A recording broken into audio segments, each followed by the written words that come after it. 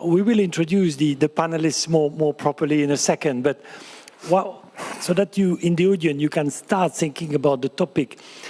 We could perhaps try to structure our conversation by each of us speaking about our experience, but to sort out a bit the arguments, I thought we could perhaps start by reflecting on how do you convince people to undertake further education. And I'm so grateful that you showed this great statistic from Eurostat, which was quite striking, I thought. 90% roughly of people saying, not only they've not gone for further education, but they don't want to hear about it, which is exactly the point I want to point to. How do we, before we talk about nice things about lifelong learning, how do we convince people to go for it? Then when we've managed to have people signing for it, how do we teach people? Do we teach them as when we were at school a few years ago? And then finally, this is perhaps your point about the PPP and so on, how do you organize the offerings, the provision of that advanced education? Perhaps because this is recorded, I think we should perhaps have a proper introduction of each of the speakers, but I think we should do it ourselves, because first names are okay, maybe I shouldn't venture into the name of your organizations. So I'm Philippe Defray, and I work for Cullen International. I'm a telecom regulation guy by training. Marius? Well, Mariusz Bednarek from Institute for Industry 404, and well, I am working also for higher education in Poland, and from time to time in Chile and Mexico. So you have unique experience. Yeah. Well, I spend a part of my life history is my work and my life in Mexico, more than 20 years, and right now more than 4 years in Chile. It's a part of my Thank you, Marius. My preparation. Yeah. Jaroslav, I'm not sure you had a proper introduction earlier, so go for it. I think I will be very short. But I was academic teacher for 10 years, and after that I shifted in year 1988 to business. Yeah. I spent in business almost all my life, and only lately I started to be as a retired businessman to work as a vice president of Kigate. Thank you, Andrzej. Good afternoon, Andrzej Dulka. My history is 18 titles and technologies, Alcatel, Nokia, and right now president of Polish PIT, Polish Chamber of Information of Telecommunication and ICT. Hi, Joanna Pruszyńska-Witkowska. I am in this reskilling and upskilling business for now 3 years. We have a startup which has been funded with NCBR to develop an online learning platform, and now we're on a second round of getting capital. And before that, I was actually working in communication. I had a PR company, so it's totally I reskilled myself to a totally new sector, new business. Thank you, Joanna. I was chit-chatting with Joanna at the coffee break before this session, and she told me education is the last bastion that has not been disrupted. And this is when we do it. It's at this session. It's starting now, the disruption of education. Who wants to pick up on this very provocative slide showed by Jaroslav that 90% of Europeans, basically more or less, have no interest in further education? Or can we break the ice and convince some of them, at least, to go back to school? Who wants to offer? I can do it. Okay. So I'm the only female in the panel. I think it's as I just mentioned to you. At the moment we have over 700 people who train with us. So we can talk about the people who actually are not into 90%, are in 10%, the ones actually willing to change. Excuse me, but we have, I have a problem to hear you. Well, I don't know, yes? But Let's make a bit louder. Proszę zrobić trochę głośniej. Nie słyszymy się wzajemnie. Tak, dlatego że tutaj ja z tej strony w ogóle nie wiem, o czym Państwo mówią. Okay. Can I just check that in the room, can you hear us? Yes, yes. Okay. So we have the 700 people who are already trained. 56% of them are women. So already we can tell that women are more willing to actually change their careers and learn. They are investing from 3 to 6 months learning. It's about from 20 to actually 25 hours a week to change. They usually are probably working full-time. So we know they're investing their time, they're motivated, extremely motivated, because they want to do career change. They either stuck in their careers at the moment where they see they can't go any further, that their careers might just disappear because of automatization and AI, and they're really investing time and change. 83% of them, when they finish, they get new jobs and they're starting in IT. What is very interesting, you have to think about the mindset, is when you're training people, they're going a little lower down on their career space. So for example, someone was a manager and now he has to go to IT. When he's meeting people who are younger than him or her, and actually has to start on the ladder. So it's a really huge mindset of the people who are actually going to do retrain, and about the companies who are going to prepare the whole environment for these people to reskill. So we have this amount of people, the 10% which we discussed, which are doing. We know they're doing the career test. We know it's possible, and we know in the process what we're doing, it's relevant. Regarding the rest of people, I think, first of all, I think it was great what you presented about the mindset of the whole society, is that also we need the mindset of companies, because they are the ones who are the accelerator of the changes. And what we see now, we don't see this acceptance of that it's still a circular way of doing. It's still the linear. We need this kind of time of people, and we need this pattern to be out. So it's in and out, not the circular model. Which let's think about the talent, let's think about what my company going to be in several years, and let's prepare a set of plan of how we train people we have, so which one's going to remain, and let's talk about the people who are going to left out, what to do then. And I think when they announced in Davos that we have 1 billion people to reskill, I think someone said in this June in Perica's meeting that we need to have a major Marshall Plan for reskilling. And I really agree. But this has to start with companies who see this kind of societal contract saying, I'm not only through training for myself, for my company, but I'm retraining for whole society.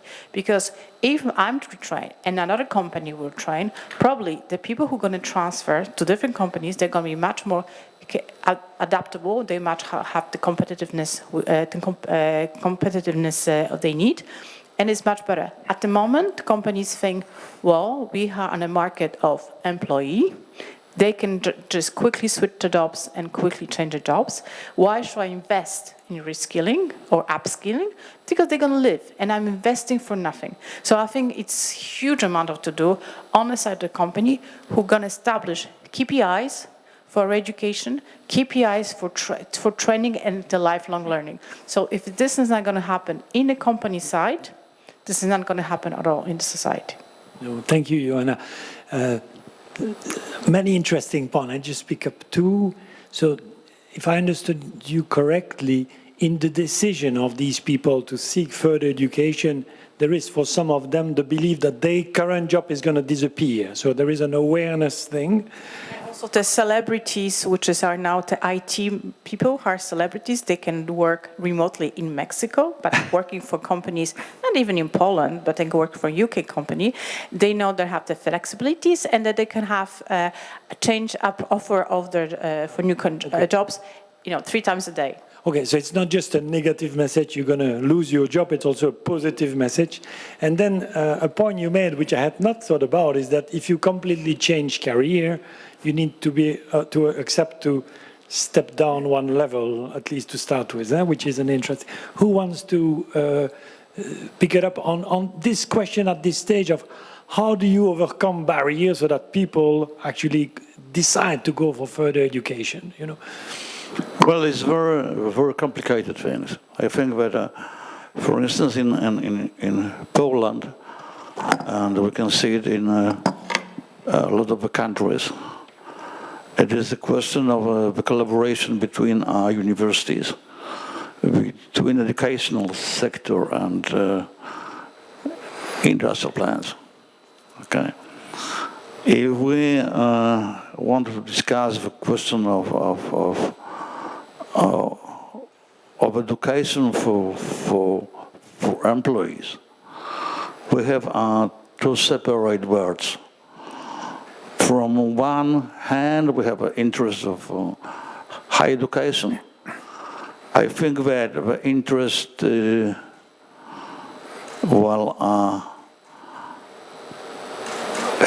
high education, from time to time, the main goal of higher education is growth of the number of graduates. Okay, it is not the question of knowledge, but it's a question of the growth of the number of graduates. In this case, it is the same in undergraduate and in graduate levels, in both. Okay. Well, companies, I think the main interest of the companies is, the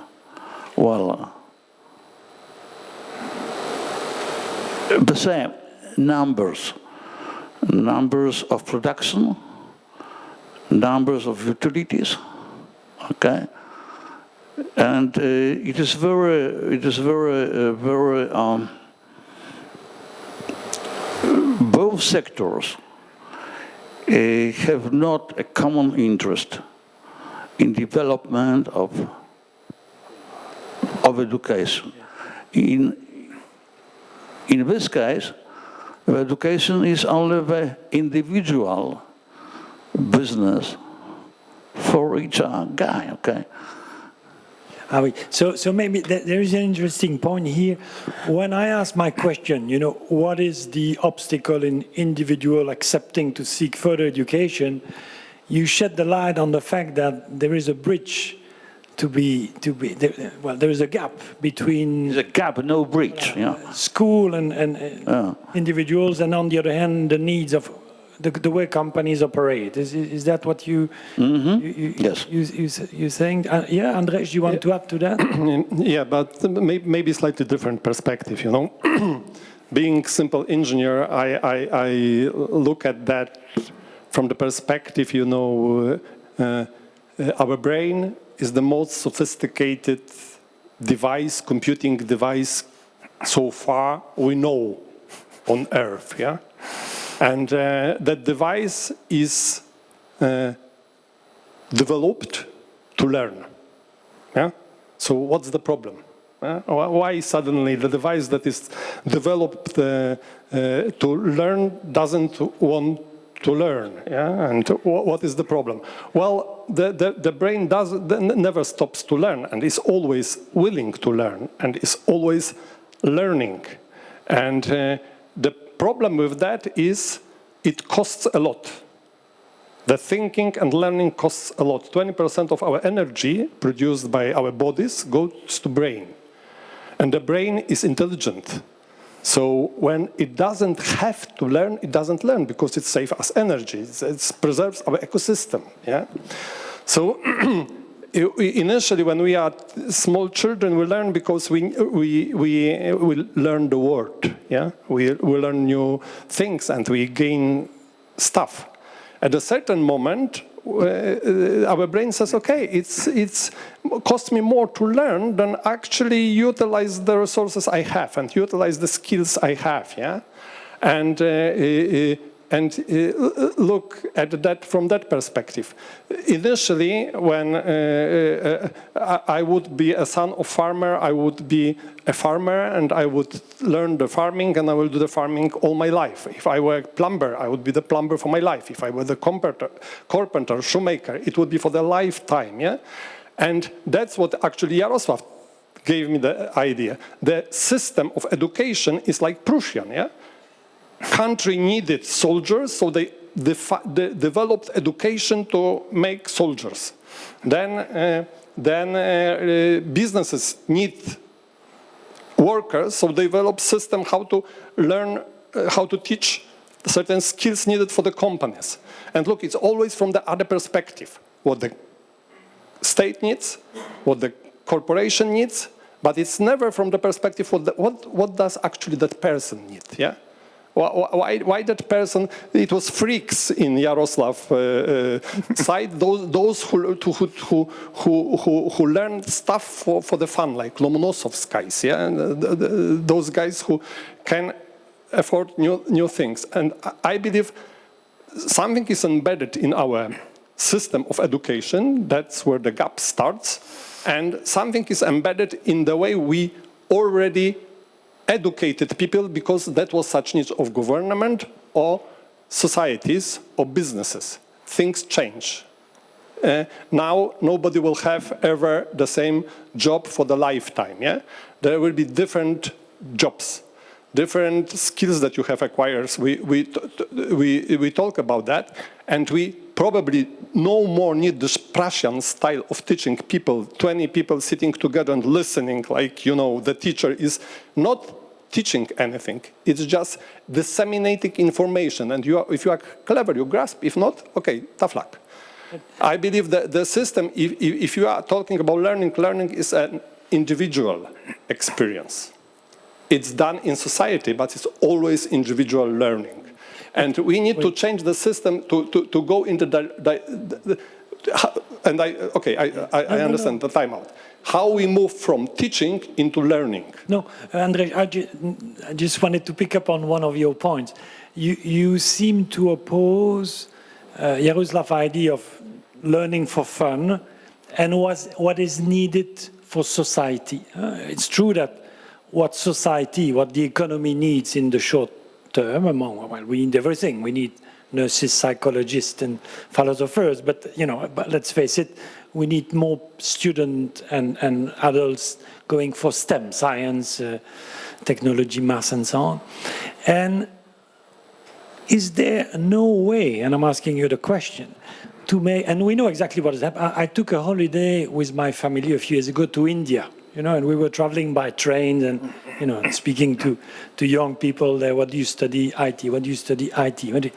And after 2 weeks of traveling, and every guy telling you I'm studying IT, I say, do you know any of your friends doing something else? Oh, yes, I have a friend doing a law. So this is, in our more advanced, richer societies, we know what is happening. People no longer study what makes business sense. They study for the fun. And my question is, in our richer societies, can we not bridge that gap by making science more attractive? Because, science can be fun, math can be fun. But is it the way that we teach it in school that pushes all students away from these, I don't know, I said enough.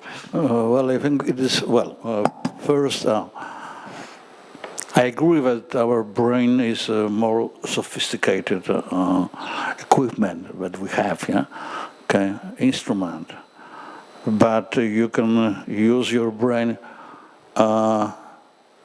if you have a motivation,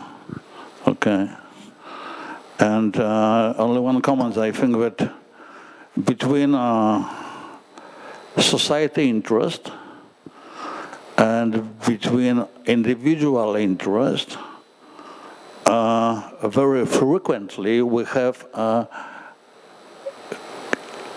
conflict of interest. And it is the reason that it is not it is very difficult. It is for maybe for you or for me or maybe for us to tell that we will change our job each year, each 5 years, that we should to look in the future, and maybe right now we will work as an engineer, and maybe tomorrow as a specialist of IT system, We just did that. Yeah. Yes, we had this at GE. We had people who were mechanics, and the GE changed, finalized a contract, and they probably have to leave these people to the market, or to train them. And they needed people in Java. So we had 4 months period to learn, teach them, and they being now mechanics, IT people. And they moved to Java working in the IT department, so it's possible. And who won? Well, they won the company, because now they have a great persons who being in a G company, which is extremely requiring cultural security and so forth, so went through the process. And it was not done by university, it was done by additional sort of team like us, which is an independent company which is working on retraining people, which is very flexible, very agile, and preparing people for the market, what the company needs. So I think it is possible. Yeah, but it is easy to say for us, yes, okay? It was easy for me to live in Mexico or to live in Poland or in Chile. And a lot of my friends ask me why. I prefer to live in a small village near to Warsaw, okay? And I prefer to have a very quiet and very and alive without problems, okay? And it is the same in the case of well, we should to change our knowledge. We should to change our mentality and so on and so on. No? I fully agree with you, if I may. But look, if we are talking two subjects, I fully agree with you. And if we look at the population, something like 10% is those guys who, by nature, naturally, the 10% is done by me, don't quote that. The guys who naturally seek new inventors, they learn by fun. Yeah, this is fun for them. And absolutely agree. Something 80%, that's my statistics, don't quote me, is the guys who, like you said, no, I just want to do my life. And the question that we have at the panel, yeah, is not about this 10%, because that's done. That's done. Those guys will drive us. How to make this 80% acquire new skills because they will have to. And that's what we are talking about. Probably. To establish a common system between primary school to graduate school. It's too late. We're talking about people who are at the market at the moment, who are about probably 30 years old. It's not the primary market. It's the schools. We don't talk about the university. They're not going to do it. And it's already been agreed. I mean, if you look at all the studies which is done by Commission, is that it's not possible that the university will do it, because they prepare for bachelor's, master's, and PhD, not vocational education. So it has to be done by someone else, and it has to be done, I believe, mostly by companies, because they have 125 millions of people on their jobs, on the attention time, and they can prepare them and force them in a way to retrain. Yeah, I disagree. Let's first go to Jaroslav. He spoke already. He did talk already. Hello. Or maybe let's... Just one point. It's not only businesses. It's not only businesses. We can't put that task of the shoulders of the government and educational system. I fully agree. Our system is Prussian. We teach elementary, middle, high school. That's where it ends. It doesn't prepare us for the future. Why we should think about governmental system of people acquiring adults, already people who have some skills, acquiring new skills that does not exist. It is not the task of businesses, it is the task of the society. Sorry. Okay, well, look at France. Sorry, I'm speaking French now. You get... No. I'm trying to help. Before we discuss and argue on who should do it, let's spend a few minutes on what is different when we want to teach adult compared to the Norman school. Because there is no point asking whether it's the university or companies that should do it if we don't first try to define what is this new job of teaching or educating adults. So each of you, do you have examples of interesting new methodologies? Once you've convinced an adult to sign for lifelong education, learning, how do you just give them a book? Do you sit them in a classroom? What do you do? What do you do to teach them? And then we'll discuss who's going to do it. Well, I can give you one example of our new MBA program. Okay, the main idea is to prepare the program between the individuals from university and from industry and from consulting groups, and together try to establish a theoretical, practical program with a lot of elements of workshops and experiments and workshops and experiments. Let's say I am thinking about the proportion between 40% for theoretical issue and 60% for practical issue. With this kind of basis, common program will establish with different group of interest. We have the possibility to offer the knowledge that I think for this that will take this program will be necessary and will prepare them to the future market requirements. Okay. Yeah, who wants to? Yeah, no. Okay. Yeah. What I tried to suggest during the presentation is to show that learning by doing is the solution for it. That's the reason I agree 100% with you that it's about learning in companies, because we spend most of time there.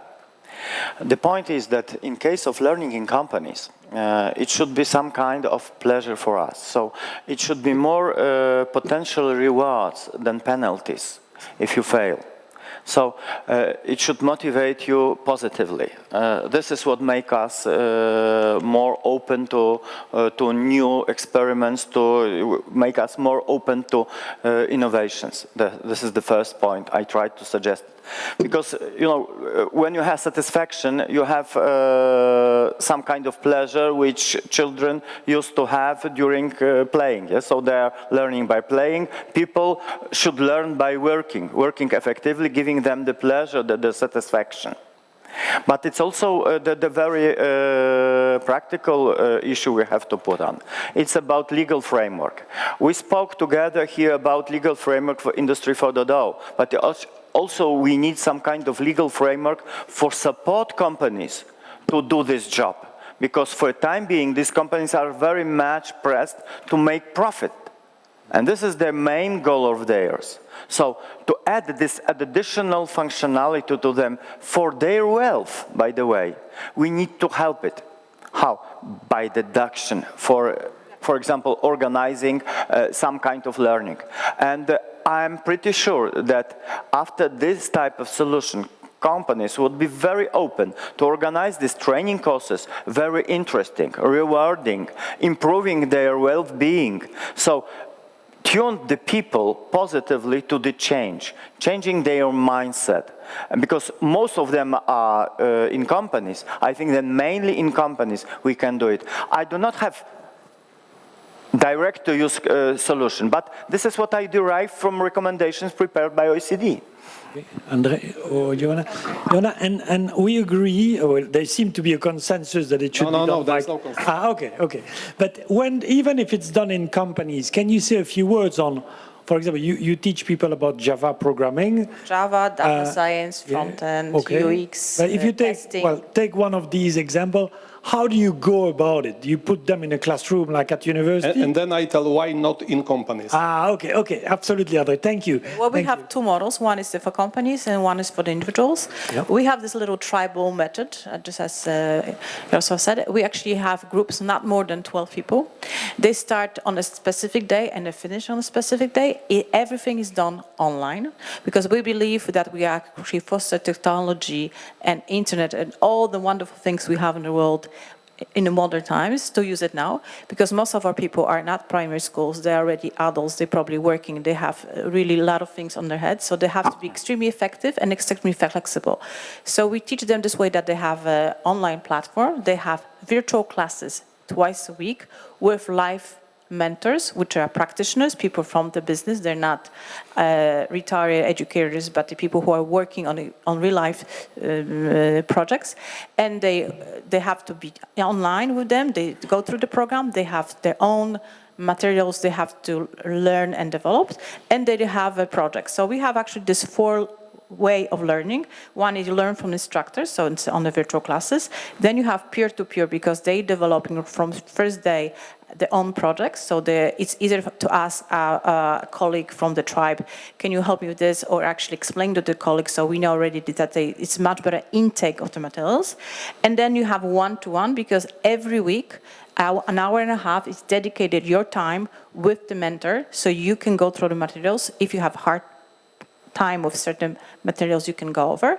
And then you work individually, because you have to have projects to be delivered to your mentors and checked. So you can only go to the next stage if you do all these things, and you develop, for example, in Java, when we finish, they work at the end a month and a half in a group of 2-3 people to develop their own program on their own project. So it's absolutely taking care of the whole level, and we don't have any dropout. So people really, when they're starting, they have 2 weeks trial, then they go to the programs and they finish. Could you say a few words about the mentors? What is their profile? So Well, these are guys that have a normal guys and women, programmer. Oh, yes, sorry. ladies Forgive me. and even in Java. Women or men who are Java programmers in a company, and they do that at their spare time? Or yes, they do it on the spare time, because most of them are very successful Java programmers or testers or UX designers. And they're already beyond that kind of level that they satisfy for what they do. They have extremely well paid, and they want to give back something to society. So of course we pay them. Free. Oh, you pay them. No.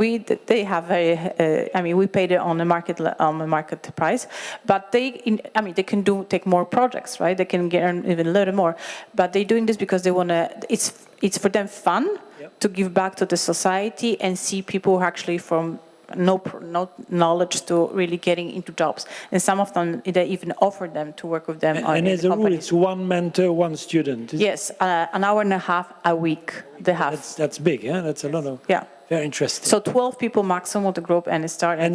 And for the companies, we have also model with either, for example, Amazon, which is, I think it's amazing to show what Amazon's doing. Amazon giving every single employee who's working even in the warehouse a possibilities to learn something which gives them a job once they leave the company. They can be truck driver, they can be nurses, they can be data scientists, or can be Java programmer. It's paid by Amazon. And so they can learn for us. Or we have companies which, for example, AXA, now we work with Orange. They have a group of people learning and then going back to IT departments, or actually they decide to just have available this knowledge to get into the business they're doing every day, because they're going to be much better. Before going to Andrzej, last question. It's online, fine. They never meet. I mean, you never get them together for a drink or no. No. It's at the moment, no. But of course, but what was nice in the companies, for example, Orange and AXA, they meet.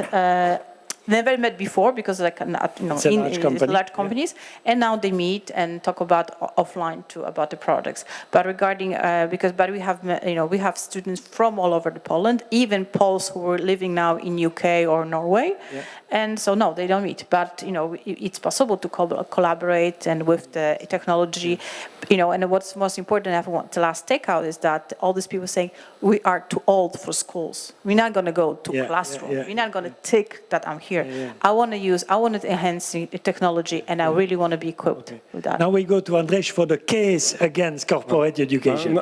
Look, not every company in the world is Amazon. And in the future, not every company. I was once in a so-called Amazon. I started with AT&T, and it was welcome on board and lifetime employment. And you know what? This lifetime employment never happened. Yeah. Well, the nature of our employment and the structure in which we work, my age works, is differently than 20 years ago. it's never welcome on board and lifetime employment. You come and you do certain tasks. And there is more, the future employment will be more and more task-oriented, and there will be working groups. The people will engage for certain tasks, they will perform the task, and they will split, yeah? And there will be no like companies. Where is the company to educate you? There will be no future, maybe one Amazon could afford that, yeah? And you know, the younger generation, they look, I'm looking at my son, his principles are slightly different than mine. He says, never company, nor corporation. He looked at me and he said, I'm sorry for you, yeah? I want to have a happy life. And for the future, for the next generation of guys to come, they will come exactly what you say. But they will come for fun. They will learn things that make them fun. They will learn on webinars, wherever, from peers, from whatever tasks that they will perform. They will go for teamwork, and they will split. And we have to prepare our education for this future model. And back again, it's not the task of the companies to educate people. The task of the companies is to make money. And we as society are responsible to help those guys, this 80% guys who will lose their jobs, the drivers, the accountants, the lower legal guys that will lose their jobs within 10, 15 years to come. We today have to prepare a system to help them re-educate. And who's going to do that? Yeah, okay. So I saw PPP on one of your slides. Is that the solution then, PPP? But PPP between whom then? Who are... That was private-public financing, but that was a proposal, you know.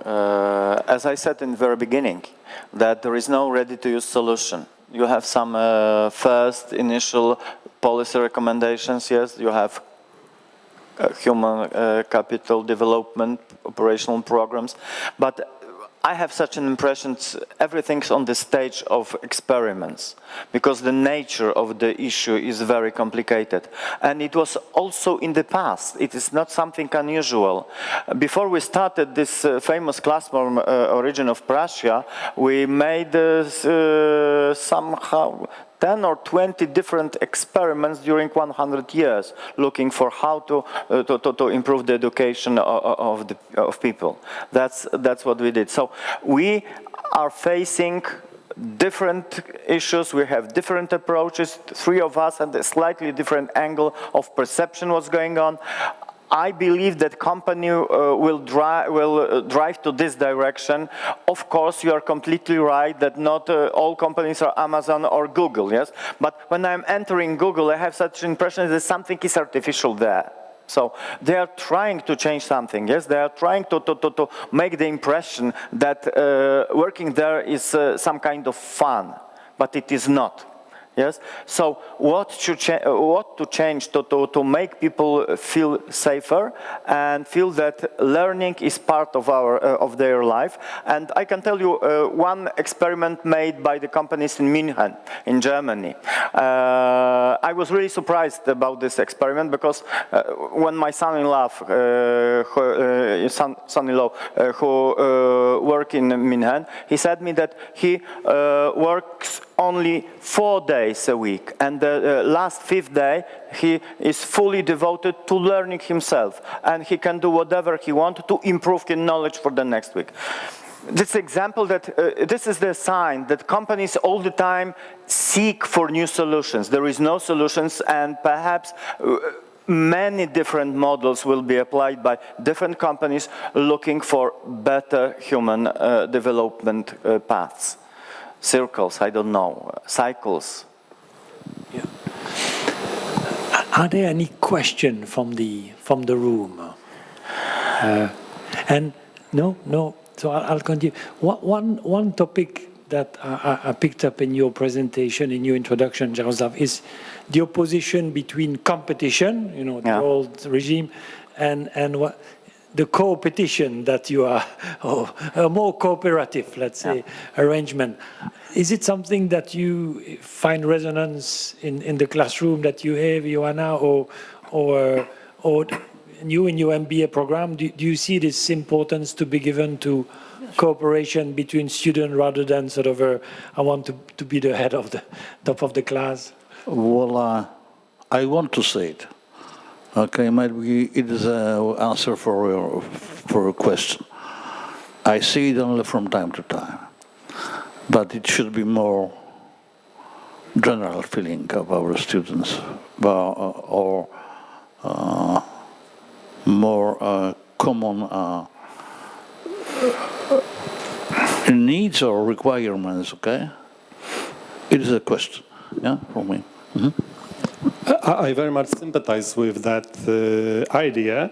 You know, again, so far we were educated, the education is like Prussian school, Prussian army, or your career is the step up, step up, step up, step up, and that's how I was educated. Your career is doing the ladder up, yeah? And we need to teach our children and the new generation that's not the happiness of the future life. Look for enjoyment in life. Look for things that make your life fulfillment in your life, and try to do that stuff. It's more being like on a boat and going for a cruise together, and those guys cooperate in a common task. And the future employment, I deeply believe our children will be much smarter than myself, that they will form tasks, they will perform certain stuff that will make them happy, fulfilling, earning money, and there comes your cooperation. Because, of course, they will be competing with something, because they have to perform something in the market, but the essence of their task will be cooperation. This rat chase, corporation rat chase, will exist, yeah, sure, cooperation will be there, but there will be much majority of the people will look at different values, and this competition and cooperation will be more in the future. So more like football than athletics, is what you're saying. And then if we still have a bit of time, I'm looking at the organizers. We have okay. 2 minutes only. That's the so reason. it's only time for final statement. Yes. No, maybe it's too big a question to launch it, such a big debate, but it's a question that I have on the back of my mind always. We see that the attention span that we have, that kids have, is shorter and shorter. And let's not go into the reason of that, we all know. But how do you educate people in such an environment? Is it possible to educate in small chunks? You see what I mean? We belong, many of us, to a generation where basically we had no disruption. Whenever we decided to study something, we would be on for hours, and basically nothing would happen. You know, telephone wouldn't ring, there would be no email. So it was easy. Huh? So in a world where the attention span is what it is, both for kids and adults, is it possible to reformat, knowledge, to deliver it like video clips, if you like, or Twitter messages? I'm joking here, but you see what I mean, huh? Well, or not? Actually, we're working on that because our platform is now using IE, and we're doing the virtual mentors. So we were quick, so we kind of speed up the time of mentors who can respond on the chat. So we have already some of the coding which has been learned, and see the examples, so that they can immediately, when they doing the codes, they can have verification from the virtual mentor, which is actually the IE, which is fed with the information. So we believe that. So we want to keep, and we're using the virtual mentors, which is not people, to only the automatization. So they, first of all, they keep them attention and also keep them motivation. So say, oh, you haven't been used your program yet, you didn't do your test, come and give a lot of motivations. So again, using that technology. So this mix of live persons and technology to actually and to resolve this problem, even in education. Yeah, thank you. Anyone wish to add? One statement. Learning is most difficult task we have in front of us. Learning adults people is even more difficult. We need a lot of research, surveys, and investigations how to improve the system, and it will be evolution. There is no chance to make big jump forward. There is no chance that we invent one day some miracle technology to improve learning. It should be painful and long-lasting process of improvement of adult learning. We are just in the beginning, yes? We started to think about it only 20 years ago. About learning in general, we started to think something like 10,000 years ago. And it took us 8,000 to invent primary universal school. So that's the point. So it's not easy. It's not easy. You want a final word? No. Well, I think, I agree, but I think it is no process. It is a question of how we can to change our mode of thinking, how we can change our mode of of thinking. Yeah, it's all. Thank you. Just one thing, because after Jarek I have to contract. Okay. Well, it will be fun. It will be fun. It will be fun. I hope so. So it's not contrary. Well, I'll finish by quoting Joanna again. Education may be the last bastion not yet disrupted, but we started today. So I hope next year, we'll I'm sure return to this fascinating topic, which I think is probably the biggest challenge that all the societies are facing. It is a question. From time to time, it's possible to say that.